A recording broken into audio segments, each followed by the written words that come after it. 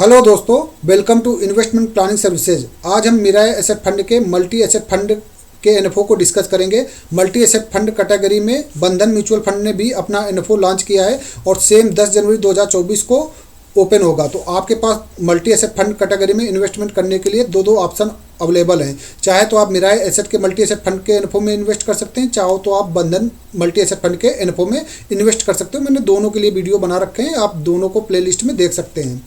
बात करते हैं मिराय एसेट मल्टी एसेट फंड के एनएफओ को, तो हाइब्रिड कैटेगरी का फंड होता है। आपको पता है multi asset fund hybrid category का फंड है। ये जो एनएफओ है 10 जनवरी 2024 को ओपन होगा। 24 जनवरी तक ये एनएफओ ओपन रहेगा, तो 24 जनवरी को ये क्लोज हो जाएगा। तो आप 10 जनवरी से लेकर 24 जनवरी के बीच में इन्वेस्ट कर सकते हैं। तो लगभग आपके पास इन्वेस्टमेंट करने के लिए 15 दिन है।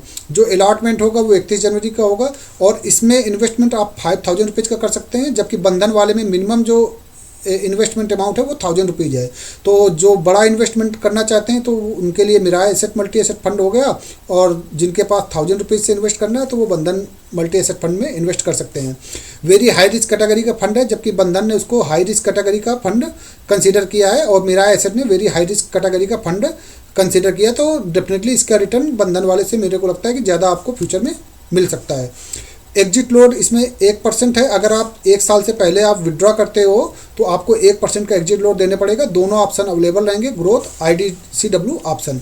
बात करते हैं मल्टी एसेट फंड होते क्या हैं। तो मल्टी एसेट फंड क्या होते हैं कि ये एक से ज़्यादा एसेट क्लास में इन्वेस्ट करते हैं। तो मोस्टली ये स्टॉक में एक एसेट क्लास स्टॉक हो गया, गोल्ड हो गया, गोल्ड एंड सिल्वर रीट ये मेटल का कैटेगरी हो गया, दूसरा डेप्ट मनी मार्केट हो गया, और रीट में भी इन्वेस्ट करते हैं। तो टोटल 4 एसेट कैटेगरी में ये मोस्टली इन्वेस्ट करते हैं, और कुछ अदर भी इन्वेस्ट कर देते हैं। गवर्नमेंट बॉन्ड में भी इन्वेस्ट कर सकते हैं।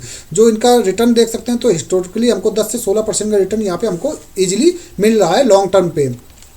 कुछ सिमिलर फंड के रिटर्न की बात करते हैं तो जैसे Nippon India multi asset fund है, ठीक है, तो इसने 1 साल में 23% का रिटर्न दिया है और 3 साल में 14% का रिटर्न या 15% का रिटर्न आपको जनरेट करके दिया है। HDFC मल्टी एसेट फंड ने 17% का रिटर्न दिया है 1 साल में, और 3 साल में 13.2% का दिया है, और 5 साल में 14% का CAGR रिटर्न यहाँ पे बन रहा है। SBI मल्टी एसेट फंड की बात करते हैं तो इसने 23% का रिटर्न दिया है, ठीक है, और 3 साल पे इसने 14% का रिटर्न दिया है, 5 साल पे 13.6% का रिटर्न दिया है। क्वांट मल्टी एसेट फंड की बात करते हैं तो क्वांट ने 1 साल पे 21% का रिटर्न और 3 साल पे 28.6% का रिटर्न और 5 साल पे 24.5% का रिटर्न दिया है। तो जो सेफर इन्वेस्टमेंट करना चाहते हैं, स्टॉक और डेप्ट और गोल्ड ETF में इन्वेस्ट करना चाहते हैं, तो उन सब के लिए आपके लिए मल्टी एसेट फंड एक अच्छी कैटेगरी हो सकती है इन्वेस्टमेंट करने के लिए। तो आप इसको कंसीडर कर सकते हो। बाकी किसी भी टाइप के म्यूचुअल फंड में इन्वेस्टमेंट करने के लिए आप मेरे से कांटेक्ट कर सकते हैं। This is my personal number. Channel को लाइक करिए, सब्सक्राइब करिए। Thank you.